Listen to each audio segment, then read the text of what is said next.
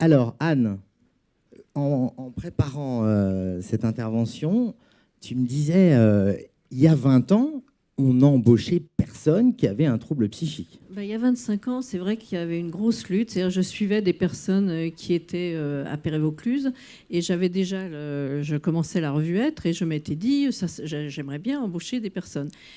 Et je dois dire quand même que dans le monde psychiatrique, en tous les cas à Pérévaucluse, quand j'ai demandé d'avoir quelqu'un, de prendre quelqu'un et d'embaucher quelqu'un, j'ai failli quand même me faire interner direct.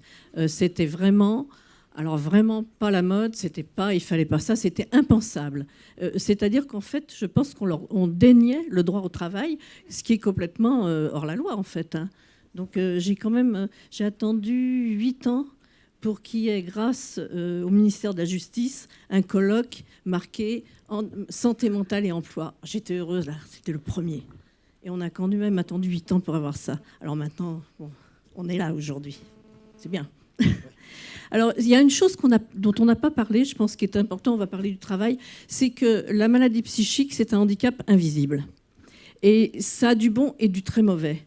On ne parle jamais des trains qui arrivent à l'heure. Alors moi, j'ai des personnes, puisque ça fait 25 ans que j'ai des centres de formation, des personnes, ça fait 15 ans qu'elles sont en emploi, hein, puis on va en parler aussi un peu, mais on ne parle jamais d'elles quand ça marche. Parce que les trains qui arrivent à l'heure, on n'en parle pas. Et comme c'est un handicap invisible, que si vous avez une personne, excuse-moi pour le fauteuil, mais une personne en fauteuil que vous embauchez, on sait 15 ans après, à moins d'un miracle à Lourdes, où ça peut évoluer aussi, la personne sera toujours en fauteuil et on dira, bah, cette personne, elle a bien réussi, elle est bien intégrée. La personne malade psychique, elle est intégrée, elle disparaît. Elle disparaît du paysage. Alors c'est vrai que j'insiste beaucoup sur le fait que on guérit de ça.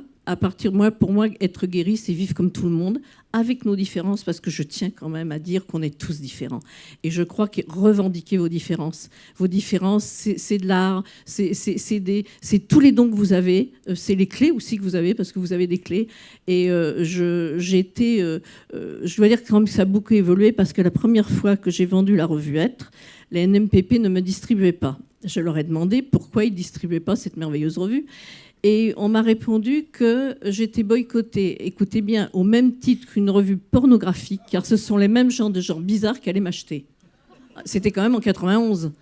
Donc, vous voyez, il y a quand même une évolution quand même. Et je suis aussi, moi, je suis journaliste et éditrice de formation. Alors, il y a une chose qui me différencie un peu, bien que je suis quand même pas très nette. Normalement, je ne suis pas touchée par le handicap. Et je dois vous dire que ça... journalistiquement parlant, humainement parlant, je trouve que c'est un sujet profondément humain. Et quand je vous ai écouté aujourd'hui, j'avais 1000 fois raison. Et je suis très heureuse d'être là. Alors, Bertrand, on se connaît puisque on s'est connus à Vivre FM, justement. Et alors, c'est Anne qui me racontait ça. C'est que d'une période où tu étais très handicapé par tes troubles, tu es devenu presque un workaholic, c'est-à-dire que voilà, tu passais jusqu'à 9 heures au moins, peut-être 10 heures à travailler. Et aujourd'hui, tu étais censé peut-être être à mi-temps. Donc pour toi, le travail, c'est primordial. Oui, alors déjà, je voudrais préciser que je ne suis pas un usurpateur, j'ai bien un trouble psychique, hein, donc ça ne se voit pas, oui, qui est antérieur. Hein, bon, voilà. parce que là, à l'entrée, j'ai eu un petit peu de mal à rentrer, justement. Non, enfin, c'est... en fait, moi, je suis parti de très, très bas. Bon, pour dire ce que j'ai, parce que sinon, je pense que sinon, c'est pas assez concret. J'ai des TOC. Bon, je parle au présent parce que je les ai encore, mais auparavant, ils étaient vraiment extrêmement forts. C'est-à-dire que, bon, je ne vais pas faire du Emisola, mais je ne sortais plus, je ne travaillais plus. Donc, de toute façon, je ne sortais plus parce que TOC de propreté. Donc, simplement, j'avais l'impression que je pouvais attraper une maladie incurable en serrant une main. Bon, voilà.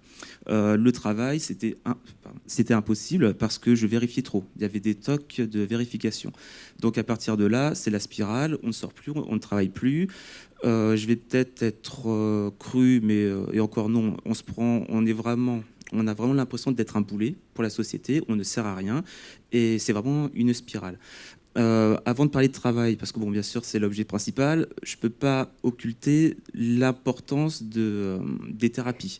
Si j'ai pu arriver à Vivre FM en commençant par le stage Sino, qui a fait l'objet de la vidéo, donc qui a été diffusée en début d'après-midi, si j'ai pu faire ça, c'est parce que j'ai suivi une TCC, thérapie comportementale et cognitive, en plus de groupes. Donc c'était assez novateur. Et sans ça, de toute façon, je n'aurais pas pu ressortir. Donc, en ne ressortant pas, pour aller à Vivre FM, c'est un peu compliqué.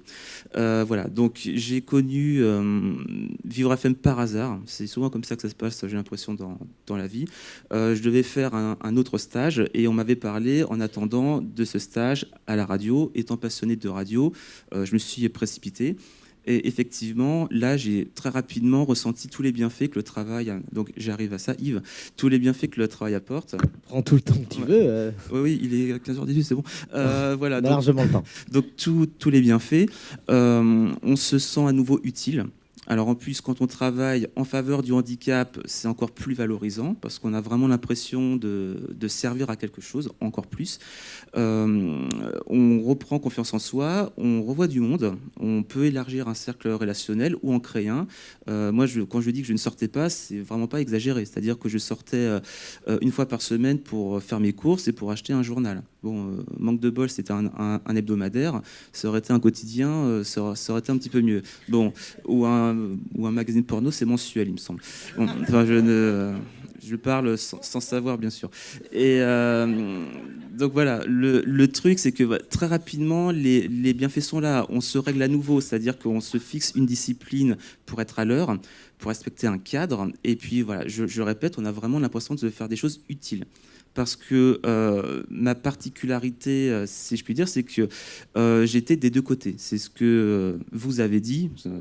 Oui, voilà, j'ai commencé en tant que stagiaire. Ça s'est très bien passé. J'ai même pas eu besoin de soudoyer Anne. Ça s'est fait naturellement. J'ai ensuite été gardé en tant que bénévole. Donc là, en travaillant au sein de la rédaction de la radio, ce qui était en plus pour moi un rêve parce que les TOC qui datent de 99 m'ont empêché de faire ce que je voulais. Je voulais faire du journalisme et pour moi, ça me semblait impossible avec les troubles que j'avais qui m'ont amené simplement à interrompre mes études de droit en licence. C'est arrivé brutalement et du jour au lendemain, quasiment, je ne savais plus rien faire. Je ne savais plus prendre des notes, je n'arrivais plus à lire, c'était terrible. Donc à partir de là, envisager une reconversion en journalisme, c'était tout simplement impossible. Et donc là, j'ai donc pu intégrer une rédaction et je me suis accroché. Effectivement, oui, le mi-temps, c'est effectivement mi-temps sur la journée. Hein. C'est-à-dire qu'on travaille la moitié et l'autre, on dort. Mais non, mais plus sincèrement, je le faisais vraiment parce que ça me plaisait et ça a payé parce que finalement... Là, je t'ai interrompu 2 minutes, j'ai pas pu m'empêcher, je me suis dit je veux le garder et je l'ai embauché, je pouvais pas faire autrement, sincèrement. Voilà. Et la particularité, c'est que donc j'ai été embauché pour encadrer les stagiaires de Sino. C'est-à-dire que j'ai commencé stagiaire et j'ai fini, enfin, c'est pas définitif, j'ai fini comme encadrant des stagiaires. Et justement, puis après, donc, je vais vous donner aussi la parole. Ce qui est aussi intéressant, je pense, dans mon parcours, c'est peut-être un petit peu nombriste de dire ça, mais ce que j'ai appris en TCC, ça a vraiment été moteur. Donc pour ressortir, comme je le dis, et aussi pour réussir à Vivre FM, parce que j'ai appris des techniques. Bon, j'ai vraiment pu développer un sens de l'écoute, parce que quand on est en groupe de parole, si on n'a pas d'écoute et d'empathie, bah, ça ne sert à rien. Quand on gère des stagiaires qui ont des troubles psychiques, qu'on le veuille ou non, ils ont besoin d'une attention particulière. Donc, si on n'a pas ces qualités-là, c'est même pas la peine. Et puis, l'une des bases des TCC, donc au niveau comportemental, c'est la progressivité des tâches et des difficultés. Ça a été évoqué, je crois, sur la table précédente. On ne peut pas commencer trop fort, parce que si on échoue, c'est terrible. Là, on part encore plus déprimé qu'on était au début, et là, on se dit, bah, j'avais raison, je suis bon à rien. Donc, il faut y aller progressivement, et c'est ce que j'ai fait dans mon cas. Donc, dans mon cas, c'est ce qui m'a permis de travailler à Vivre FM et ensuite d'encadrer des stagiaires, c'est de savoir identifier ce que je suis capable de faire, ce que les stagiaires peuvent faire, en mettant un minimum de difficulté, parce que si c'est trop facile, ça ne sert à rien. Et on y va crescendo, c'est-à-dire qu'en fonction de l'évolution, enfin de la vitesse des progrès, on évolue en difficulté. pour, si possible, se rapprocher le plus possible d'un travail en conditions ordinaires. Et c'était le but, justement, et ça l'est toujours à Vivre FM, c'est que ce soit une passerelle pour permettre aux stagiaires de retravailler, bon, soit dans un milieu protégé, ou s'ils le peuvent, on les pousse vraiment pour qu'ils puissent travailler, et ça sera une transition exceptionnelle, n'est-ce pas Yves, leur permettre de travailler vraiment dans des conditions dites ordinaires. Entre gens de médias, c'est assez normal de soigner les transitions. Sandrine, alors vous avez très gentiment accepté de venir. C'est Anne qui m'a parlé de votre centre Être Handicap. Votre centre Être Handicap qui vous a d'ailleurs valu le prix au CIRP, acteur économique et handicap, dans la catégorie insertion et maintien dans l'emploi. Ce centre Être Handicap, c'est en fait un dispositif passerelle entre ESAT et monde de l'entreprise.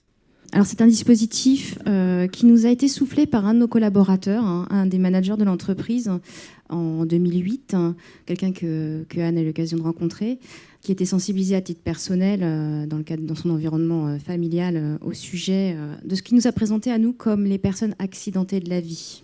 Voilà, c'est comme ça qu'il nous a présenté le projet. On a commencé assez modestement, on a beaucoup tâtonné au départ. Donc notre objectif, c'était de dire voilà comment nous, en tant qu'entreprise, on peut embaucher, accueillir et insérer des personnes en situation de handicap psychique. Le handicap psychique dans l'entreprise, c'est un gros mot. Enfin, là, du coup, je vous parle de façon très transparente. C'est en tout cas un sujet qui fait peur parce qu'on ne le connaît pas du tout. Le handicap, globalement, est assez méconnu, mais le handicap psychique, alors là, on évite même de s'y intéresser globalement. En particulier parce que c'est un handicap qui renvoie à de l'instabilité, de la enfin, des choses qui ne sont pas prévisibles. Et ça fait très peur en entreprise, quoi. On voit des lumières rouges qui s'allument partout. J'en reviens au centre Être et Handicap. Donc on a pas mal tâtonné au départ. On a identifié le type de tâches et de missions qu'on pourrait confier à ces personnes qu'on avait le projet d'accueillir. Et puis, on a aussi identifié des partenaires qui seraient en capacité d'orienter des personnes qui ont aujourd'hui ce projet de quitter le milieu protégé pour aller vers le milieu ordinaire. Donc, je ne vais pas vous raconter toute l'histoire parce que ce n'est pas le but aujourd'hui, mais en 2016, on accueille donc au quotidien une moyenne de 25 personnes au sein même de nos locaux. Voilà. Des personnes qui travaillent toutes sur une même plateforme, non pas qu'on ait émis le souhait de parquer les personnes en situation de handicap psychique, mais qu'on ait le souhait de faire ce que tu viens très très bien de décrire, c'est-à-dire de créer un environnement qui soit bienveillant, qui permette une attention extrême dans l'encadrement à tous les signaux faibles et à tout ce qui pourrait faire penser que les personnes ont besoin à un moment donné d'une attention renforcée. Et puis, donc je vous disais, on est allé identifier des tâches. Donc on a identifié les personnes qui sont chez nous, donc une moyenne de 25 personnes par jour, s'occupent du standard de l'entreprise, c'est-à-dire que ce sont les personnes qui accueillent nos clients, nos fournisseurs au téléphone, et puis qui prennent en charge aussi un certain nombre de tâches administratives, des plus simples aux plus complexes, ce qui nous permet d'accueillir des personnes qui ont des compétences différentes et qui nous permettent aussi de les accompagner pour développer de nouvelles compétences. C'est-à-dire de commencer par des choses qui sont compatibles avec les moyens intellectuels, cognitifs des personnes qu'on accueille. Et puis, on a cette proposition de les faire monter progressivement en compétences, en prenant en charge des tâches de plus en plus complexes. Et ça, on peut le proposer parce qu'on s'est organisé de cette façon-là. On a un encadrement renforcé, c'est-à-dire que pour encadrer ces 25 personnes, on a 4 personnes à temps plein au quotidien. Donc c'est un taux d'encadrement qui est assez supérieur à la moyenne, je ne le cache pas, mais qui est absolument nécessaire.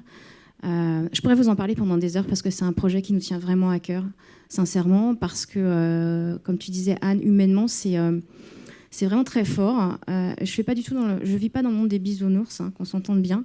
Mais là, clairement, on fait ce constat au quotidien d'accueillir des personnes qui vivent certaines difficultés et on les voit avancer progressivement. Alors, on voit certaines personnes accueillies retourner vers leur structure d'origine parce que nous, on propose en fait de venir faire l'essai du retour vers le milieu ordinaire. Et on sait que tout le monde n'est pas prêt, on sait que ça prend du temps. J'ai entendu ça aussi, hein. Je suis arrivée en début d'après-midi. On est sur un parcours qui se fait sur la durée, un parcours qui n'est pas linéaire, et on a certaines personnes parmi nous qui font à un moment ou à un autre le constat que peut-être c'est trop tôt, qu'il y a peut-être un travail à faire avec les professionnels de santé ou enfin une autre forme de travail avant de pouvoir retenter l'expérience du travail en milieu ordinaire. Alors, on a fait un choix, nous, c'est de travailler en partenariat avec des ESAT, des CRP, enfin des structures qui peuvent, des structures d'insertion, d'accompagnement, puisque nous, on ne se positionne pas du tout dans un accompagnement médico-social. Ce n'est pas du tout notre compétence. Hein. Nous, voilà, on est dans une entreprise. Nous, on sait organiser le travail, mais on n'a pas cette compétence de soignant. Et donc, pour ça, on s'en remet complètement à nos partenaires. Ce qui nous permet aussi, et en tout cas nous évite, de coller des étiquettes sur les personnes qu'on accueille en fonction d'une pathologie. C'est-à-dire que nous, on ne cherche pas à savoir quelle est la maladie ou la pathologie de la personne qui vient travailler chez nous. On est très vigilant sur les contraintes, sur... comment dire, on demande à être informé des zones de vigilance. Voilà. À quoi est-ce qu'il faut qu'on soit attentif? Qu'est-ce que cette personne peut ou ne peut pas faire? C'est pas vraiment notre vocabulaire, mais est-ce que cette personne-là a besoin de support écrit? Est-ce que cette personne-là a besoin d'une zone de concentration, de plus de silence? Voilà, c'est ce genre d'informations qu'on va aller chercher, ce qui nous évite aussi d'avoir un discours, le schizophrène qui s'occupe des notes de frais ou le bipolaire. Voilà. Ça, non, enfin, on ne réduit pas les personnes à leur maladie puisqu'on ne les connaît pas. Nous, on a des collaborateurs, voilà, des personnes, des professionnels. Et je pense que ça fait partie des éléments qui vont permettre aux personnes qu'on accueille de reprendre confiance en elles, puisqu'elles ont un statut de professionnel. Voilà, on n'accueille pas ni des malades ni des patients, mais des personnes qui viennent travailler. Bon, encore une fois, je vais rendre la parole parce que moi, je pourrais vous en parler pendant des heures. J'ai quand même au moins une question.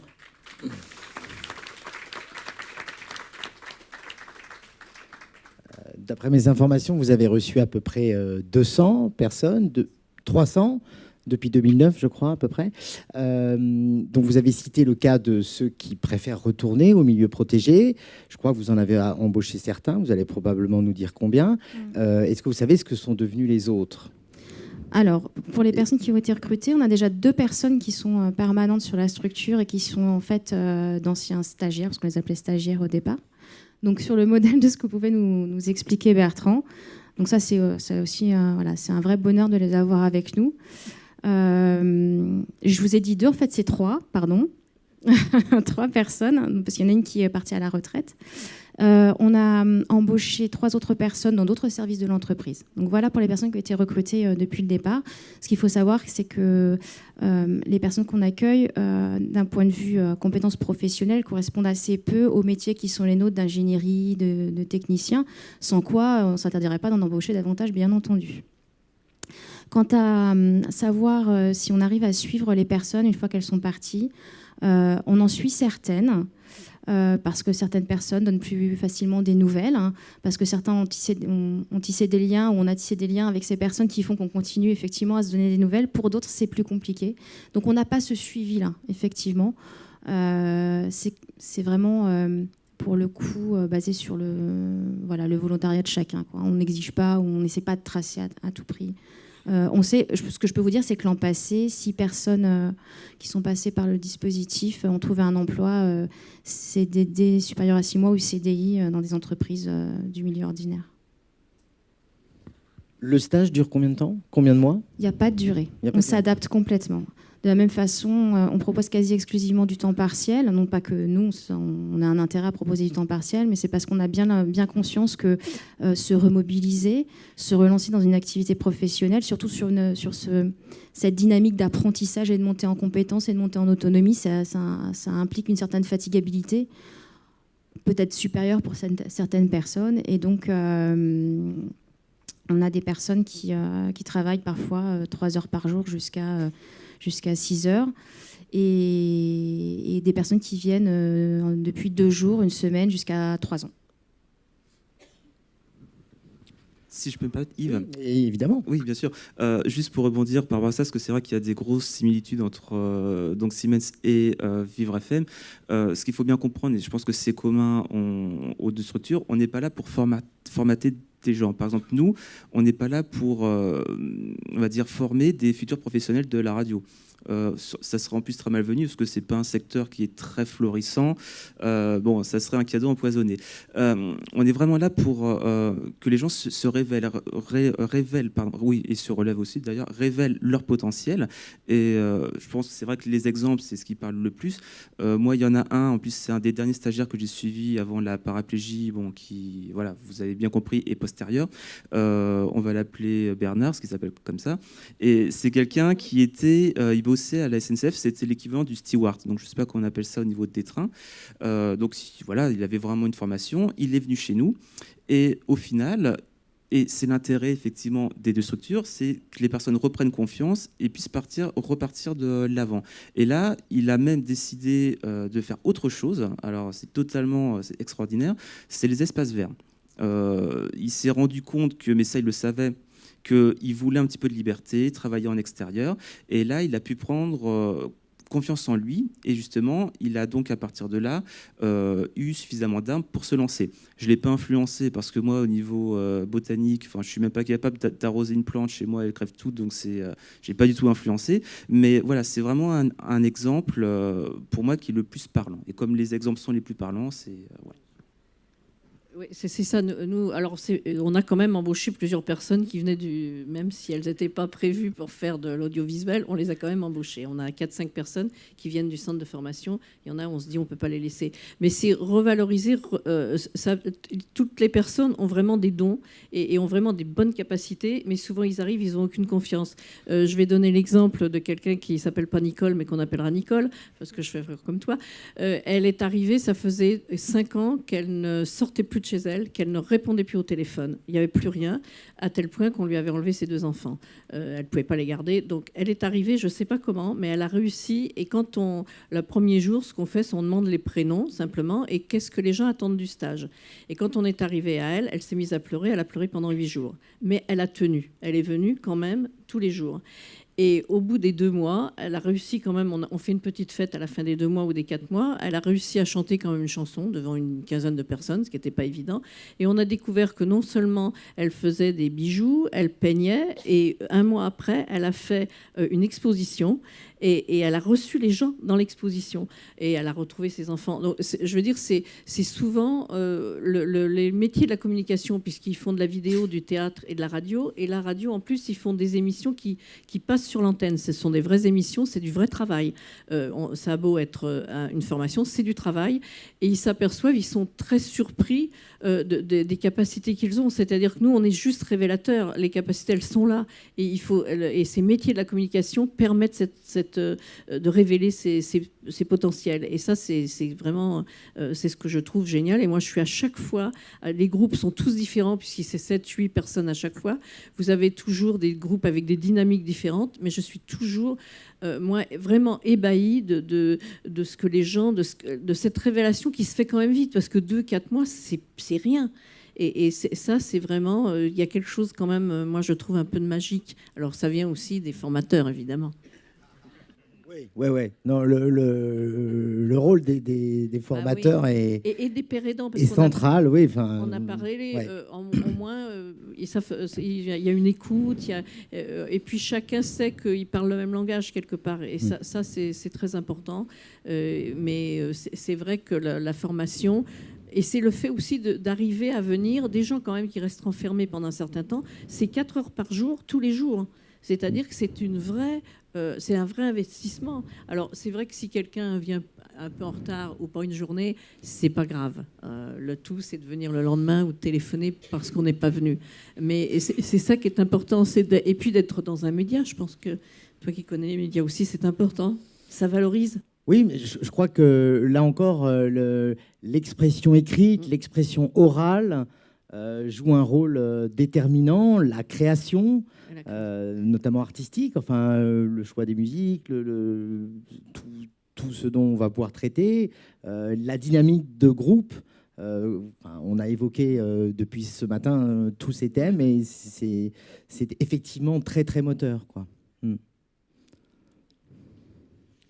Oui, il y a... Bon. Et s'exprimer au micro, hein. Enfin, quand je disais expression orale, s'exprimer au micro, c'est quelque chose qui est très libérateur. Et puis qui sert de toute façon pour tout, enfin, au niveau de la vie sociale, la vie professionnelle aussi. C'est vrai que le thème, c'est aussi une petite nuance à apporter. Le thème, bien sûr, c'est la santé mentale, c'est les troubles psychiques, mais on n'est pas non plus là pour ramener les gens simplement à ça. C'est-à-dire que nous, c'est exactement, enfin, il y a vraiment des cours similitudes. On ne sait pas non plus quelles sont les pathologies des personnes. Bon, après, si on voit que la personne fait 15 fois le tour de l'immeuble avant de venir, on a un doute. Mais bon, ça, c'est plutôt rare. Mais, le truc, c'est que on n'est pas là pour les considérer d'abord comme des personnes qui sont, soi-disant, entre guillemets, malades. On est là pour leur faire prendre conscience de leurs capacités. Et c'est le côté un petit peu difficile et parfois ingrat de la chose, c'est d'être parfois aussi un petit peu strict quand il le faut, en s'adaptant bien sûr à chaque personne. Les personnes qui sont vraiment fragiles, on ne va pas vulgairement les engueuler. Mais il faut tout de même réussir, pas moi, il faut quand même réussir à trouver la formule, le ton qui ne les enfonce pas, mais qui leur permet justement de rebondir. C'est pas évident, mais c'est aussi une façon pour nous de leur montrer qu'on ne les considère pas uniquement comme des personnes handicapées. On est dans des conditions de travail ordinaires. En tout cas, à la radio, c'est exactement la même chose que chez Siemens. Et voilà, on est vraiment là pour les mettre face à des tâches de travail dites ordinaires. Alors, si ça marche, tant mieux.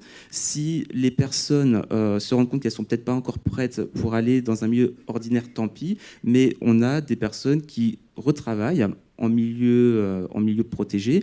Mais au moins tout, c'est déjà une victoire énorme parce que ce sont des gens qui sortent, qui ont une activité professionnelle, qui se sentent utiles. Et pour nous, c'est déjà une victoire.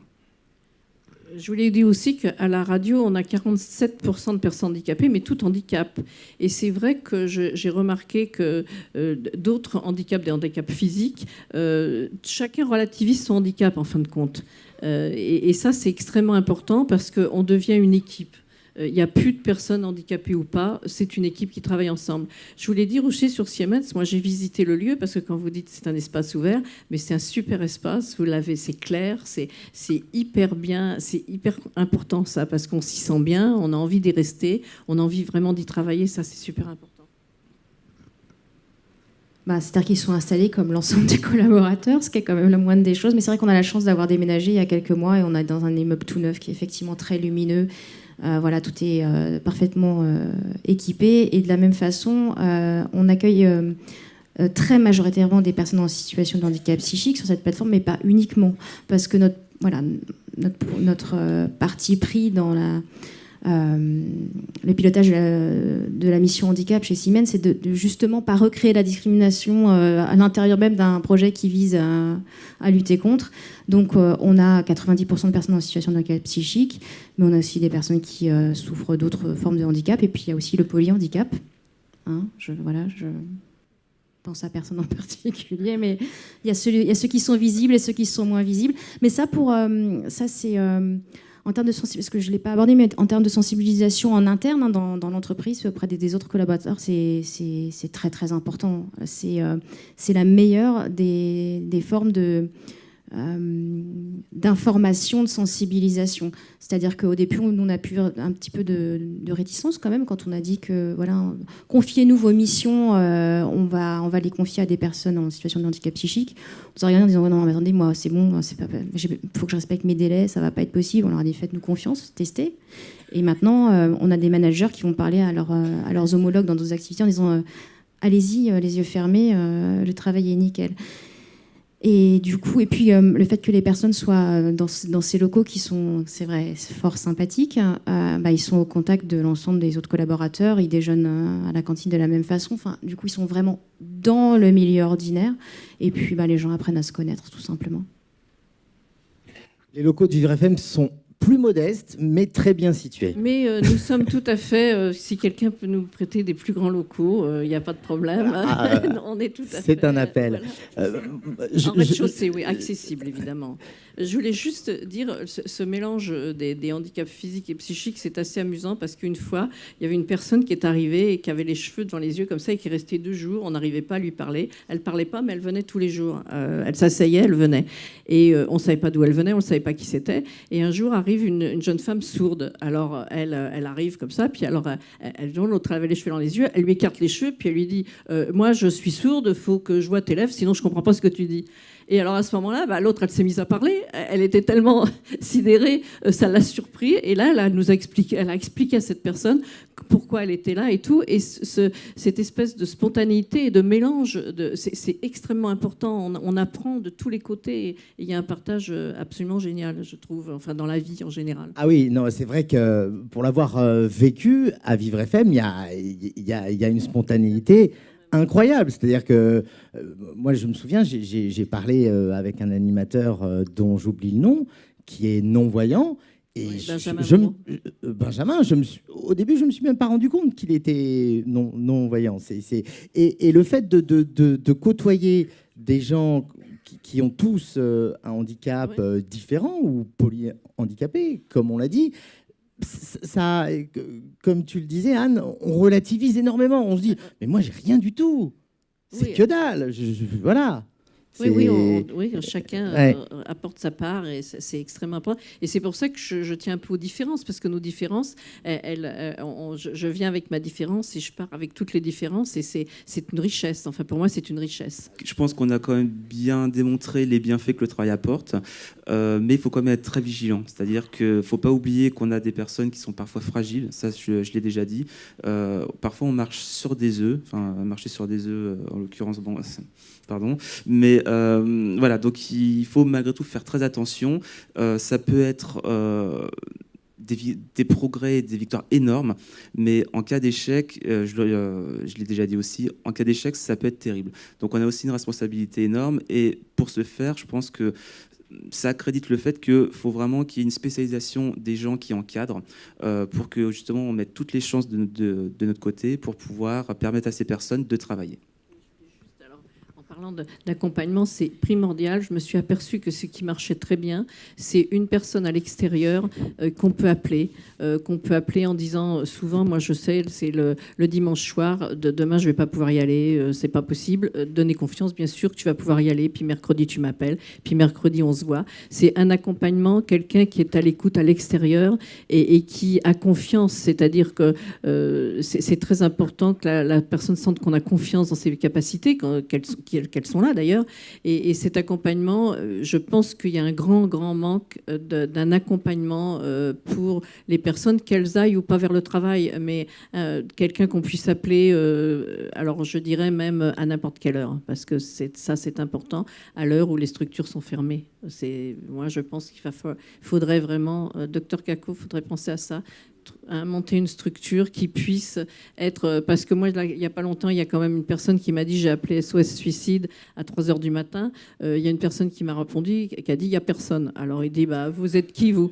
Alors il a dit, moi je suis l'homme de ménage, mais je ne peux pas vous répondre. Alors il a dit, rappelez demain. Alors il a répondu, si je suis encore là. Mais bon, c'est ridicule, mais là, ça a été parce qu'il est revenu le lendemain. Mais je veux dire, c'est vrai que pouvoir savoir qu'on peut appeler. Moi, je sais qu'en donnant mon téléphone portable, il y a beaucoup de personnes qui me disent « J'ai failli t'appeler, mais je me suis dit non, je ne vais pas faire ça quand même, la pauvre. » Mais le savoir qu'on peut appeler, le savoir qu'on a quelqu'un, parce que tout le monde n'a pas une famille, tout le monde... Donc, savoir qu'il y a quelqu'un, donc on va... Je dis ça comme ça parce que vous allez pousser après pour que ça soit fait. En tout cas,